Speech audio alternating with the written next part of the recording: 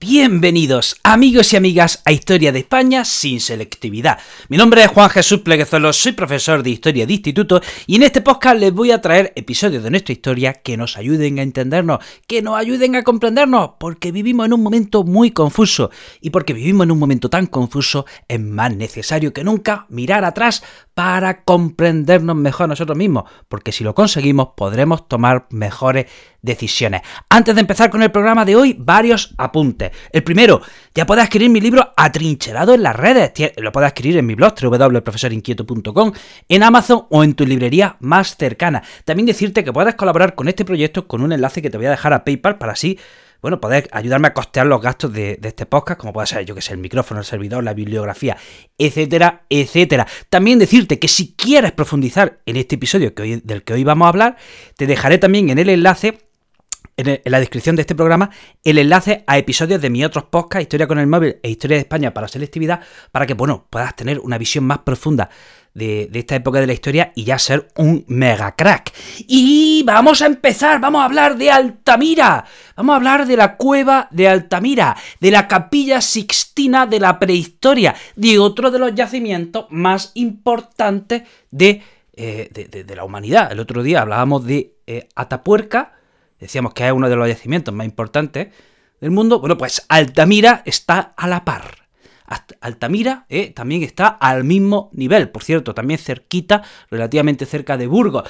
Vamos a ver, la cueva de Altamira se encuentra en Santillana del Mar, a 4 kilómetros del mar actual.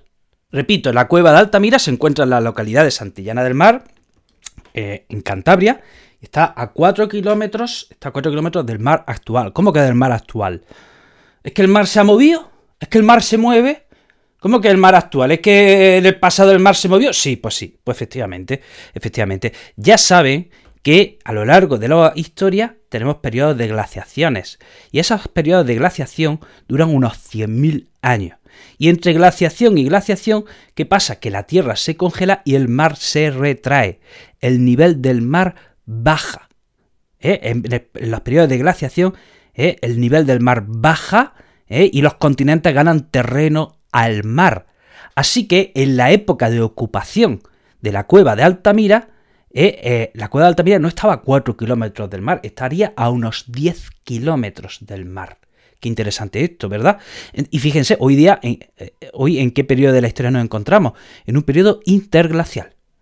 ¿De acuerdo? En un periodo interglacial. La última glaciación terminó hará unos 15.000 años. Esa es la glaciación de Würm, ¿de acuerdo? Y tenemos que decir que la cueva de Altamira pertenece a un conjunto de cuevas que se dan, bueno, pues se dan en toda la cornisa cantábrica, se dan en Asturias y en el País Vasco, pero ese conjunto de cuevas de la cornisa cantábrica también están conectadas con cuevas que se dan, que tenemos en el sur de Francia. Así que las cuevas de la cornisa cantábrica y del sur de Francia pertenecen a la escuela franco-cantábrica, son pinturas rupestres y destacan por su realismo. Pero de todas ellas, sin duda alguna, la más importante es la cueva de Altamira, considerada, como hemos dicho, la capilla sixtina del arte rupestre y de la prehistoria en general.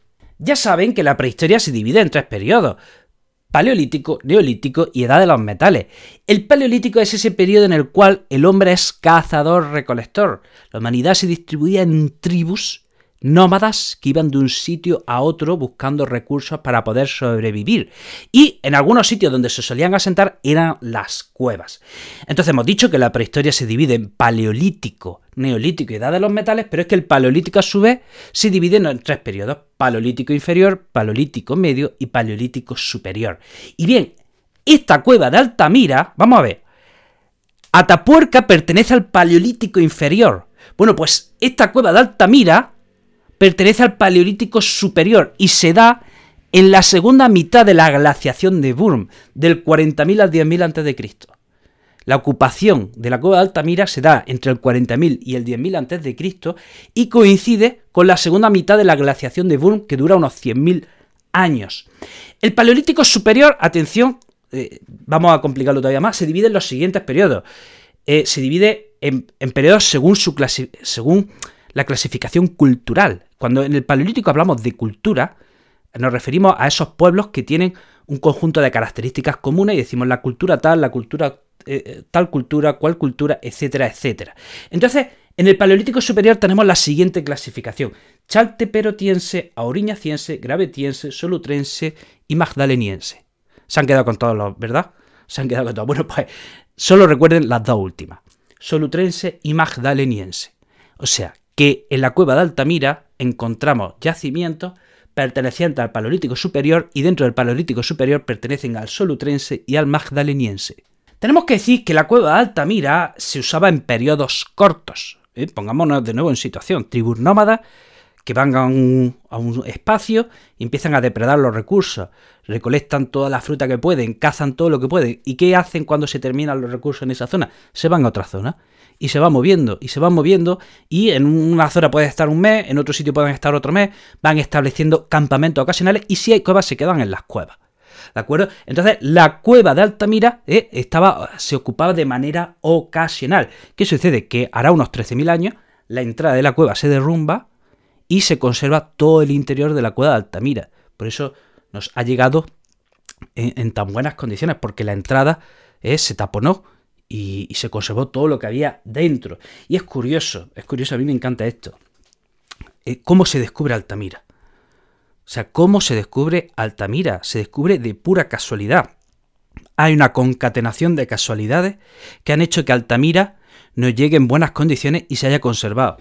Miren, en 1868, un señor llamado Modesto Cubillas, que era el aparcero de esa tierra, quien cuidaba esa tierra, resulta que va por el campo y su perro se le pierde. Su perro se pierde y cae en una cueva. Entonces, este Modesto Cubillas va a buscar a ese perro que se había caído dentro de esa cueva de Altamira. Lo recupera, descubre que esa cueva, hostia, esta cueva es especial. Madre mía, esta cueva tiene algo. Ve allí unos restos, no sabe de qué son. Ve allí herramientas, no sabe de qué son muy bien, tal, pero la cueva le sorprende. Bueno, pues fíjense, este Modesto Cubillas trabajaba para el dueño de esas tierras, y el dueño de esas tierras se llamaba Marcelino Sans de Sautuola. ¿Y por qué digo que, fíjense qué casualidad? Resulta que el dueño de esas tierras, Marcelino Sans de Sautuola, era naturalista y también especialista en la prehistoria. O sea, dio la casualidad de que el dueño de esas tierras era un apasionado de la biología, de la naturaleza y de la prehistoria. Marcelino Sans fue a visitar esa cueva, se quedó sorprendido, dijo: ostras, Pedrín, vaya cueva, qué pasada. Se pone a estudiarla, muy bien, vuelve en una segunda visita con su hija, y entra Marcelino con su hija, están visitando la cueva y de repente la hija mira las paredes y dice: ostras, papá, mira, ahí hay pintura de animales. Se estaban descubriendo esas pinturas rupestres, esas pinturas de los famosos bisontes.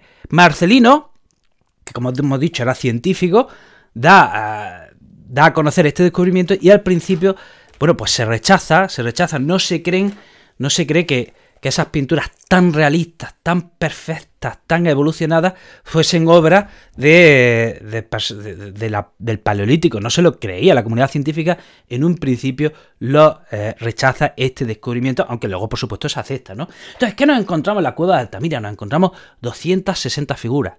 130 de ellas son animales. Y en orden de importancia tenemos que decir que el animal más importante, ojo, no es el bisonte, es el ciervo. En las pinturas rupestres, el animal más importante es el ciervo, luego el bisonte, luego el caballo, luego la cabra y luego el uro. También tenemos figuras antropomorfas y tenemos signos. Hay que decir que esa cueva tiene 270 metros de longitud y se divide en tres partes. Tenemos la entrada de la cueva, que es el vestíbulo y que estaba iluminado.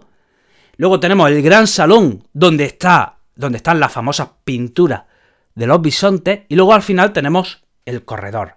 Y bueno, vamos a comentar algo sobre cómo se realizan estas pinturas. Hay que decir que el arte paleolítico es un arte que no puede evolucionar, es decir, estos hombres llegaban a las cuevas, pintaban, pero no pintaban por instinto. ¿De acuerdo? Nadie les había enseñado a pintar, no habían ido a ninguna escuela de pintura, no habían estudiado lo que habían hecho sus antepasados. No tenían tutoriales de internet. Entonces, el arte paleolítico no puede, es imposible que evolucione. Unas tribus no se inspiran en otras para pintar pintan por puro instinto. Entonces vemos este bisonte un contorno muy señalado y al interior de la figura sí se le aplica un color rojizo. Resulta que en la zona donde se pintan estos bisontes, bueno, pues había que usar luz artificial, ¿de acuerdo? Aunque llegase luz del exterior no era suficiente, así que para pintar eso hubo que usar luz artificial. Y para conseguir ese color rojizo se utilizan pigmentos minerales y también carbón vegetal. ¿Y qué tenemos que destacar de este bisonte? De estos bisontes, que son figuras tremendamente realistas. Son figuras tremendamente realistas. Esos pintores estaban representando los bisontes tal y como lo veían, no, ni los estaban exagerando, ni le estaban añadiendo elementos sobrenaturales. No, son bisontes muy realistas. Y hay que decir que esos bisontes estaban pintados en posiciones incómodas. Y es interesante porque estos pintores lo aprovechan todo, o sea, aprovechan el relieve de las rocas para darle volumen a la figura. Fíjense, si estaban preocupados en representar la figura con realismo, que utilizan el relieve de la roca para darle volumen a la figura. Y vamos a hacernos la gran pregunta, fascinante, interesante, pero que no nos va a llevar a nada. ¿Qué diablos significaban estas pinturas? ¿Qué significaban esos bisontes? Pues no lo sabemos. Quizá tenían una interpretación mágica. A lo mejor se representan esos animales pues porque así podían atraer más caza. A lo mejor esos animales, bueno, yo qué sé, pues quizá eran consideraban que esos animales eran la reencarnación de algún miembro de la tribu. A lo mejor esos animales, al pintar esos animales en la cueva, están marcando territorio y están avisando a otras tribus de que esa cueva es suya. O a lo mejor se pintan esos animales, oye, pues yo qué sé, un ritual a la hora de ocupar una cueva. No lo sabemos. También quizá, yo siempre me lo planteo, a lo mejor se pintaban esos animales por puro placer, arte por el arte. El arte por el arte. Estos hombres prehistóricos dibujaban esos animales sencillamente porque sentían placer al dibujar y al contemplar. Aunque esta interpretación se ha descartado, ¿saben por qué? Porque en ese lugar donde se pintan los bisontes no llegaba la luz natural. Pero yo me pregunto, bueno, ¿y qué? Pues si tenían antorchas, podían contemplar igualmente esos animales y deleitarse. Y otra interpretación que yo no la he leído, pero que yo también me la planteo. ¿Y si pintaban esos animales por el puro ocio de pintar? Es decir, esto es como cuando yo estoy explicando y veo a algún alumno que no me atiende y empieza a dibujar en su cuaderno. A lo mejor dibujaban sencillamente para entretenerse ellos, para entretenerse el propio dibujante, y sin la intención de deleitar a nadie. En fin, esta pregunta va a quedar sin respuesta. No sabemos, nunca vamos a saber por qué se pintaban esas pinturas ni qué significaban. No lo vamos a saber en la vida porque en aquella época no había documentos escritos, ¿de acuerdo? No se había descubierto la escritura todavía tardará miles de años en aparecer, así que no lo vamos a saber nunca. Y bueno, hasta aquí el programa de hoy. Te recuerdo que te voy a dejar en la descripción del programa enlaces a episodios de mis otros podcasts que te van a ayudar a profundizar en este episodio de la historia. También decirte que tengo muchos proyectos relacionados con la educación, que si quieres estar al tanto de todos ellos, que me sigas en mis redes sociales. También te dejo los enlaces en las notas del programa. Ahí no te digo más, querido amigo, querida amiga. Te mando un pedazo de abrazo y nos vemos en el próximo programa.